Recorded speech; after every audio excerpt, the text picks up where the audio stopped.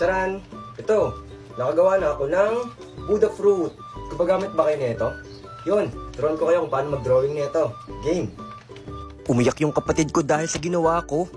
Isang araw ay sobrang excited akong buksan yung ref namin para makita kung tumigas na yung chocolate na nilagay ko sa ref. At nung pagbukas ko ay excited na akong kainin yung chocolate na nilagay ko sa ref. Matigas na kaya yun? Hala, bakit wala na yung chocolate ko dito? Sino kayang kumain nun? At dali-dali ako pumunta dun kay Papa.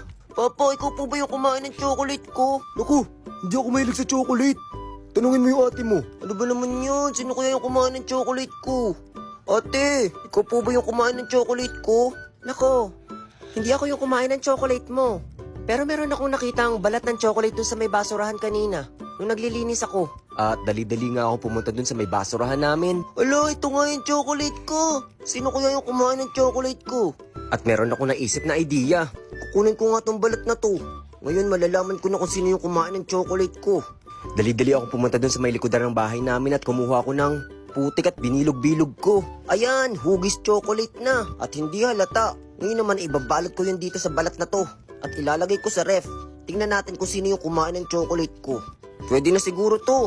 Kahit ako maloloko ako dito eh. Parang chocolate ko talaga oh. Ilalagay ko na to sa ref.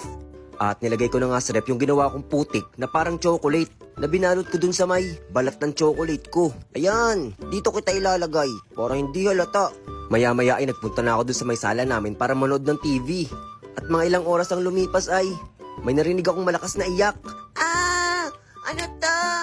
Oh, anong nangyari sa'yo? Bakit kiliton yung lasa nito? Putik!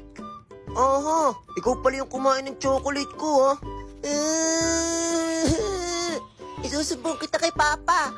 Alo, ikaw na nga kumain ng chocolate ko, ikaw pa magsusumbong. Isusumbong kita, pinakain mo ako ng putik. Di naman kita pinakain ng putik eh. Ikaw ang kumain ng putik.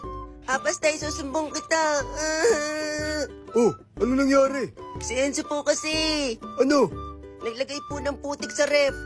Naglagay ka ng putik sa ref? Opo, gusto ko po kasing malaman kung sino yung kumain ng chocolate ko eh.